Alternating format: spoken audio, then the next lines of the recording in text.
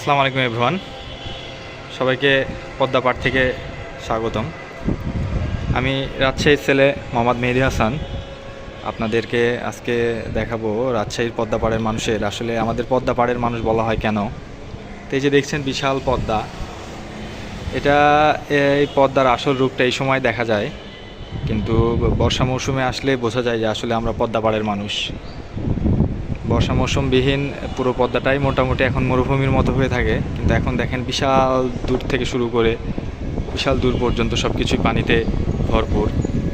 আর এই যে পানির জলধারার রাশির পাশ দিয়ে যে শহরটা বয়ে গেছে আমাদের রাজশাহী শহর, শুধু একটা নজর যে আসবে রাজশাহী শহর ভ্রমণের জন্য, আমার বিশ্বাস দেশের যে কোনো ভ্রমণ পিপাসু মানুষ যে কোনো স্থানে গিয়ে যে প্রশান্তির অনুভব করবে তার থেকে দ্বিগুণ প্রশান্তি অনুভব করবে আমাদের রাজশাহী শহরে আসলে। কারণ আমাদের শহর যেমন পরিষ্কার, যেমন সুশৃঙ্খল, যেমন মনোরম পরিবেশ সমৃদ্ধ, এবং আমাদের রাজশাহী শহরের রাস্তাঘাটগুলো একটু দেখেন। এই জিনিস দিয়ে আমাদের এক বোন হেঁটে যাচ্ছে, তো আমাদের রাস্তায় দেখেন রাস্তার দুই পাশে একটা পানির বোতল বলেন, একটা কাগজ পর্যন্ত পড়ে নেই। পুরোটা শহরেই একই অবস্থা। তো আসলে আমাদের পদ্মাপাড়ের মানুষ বলা হয় কেন, বুঝলেন এবার সবাই?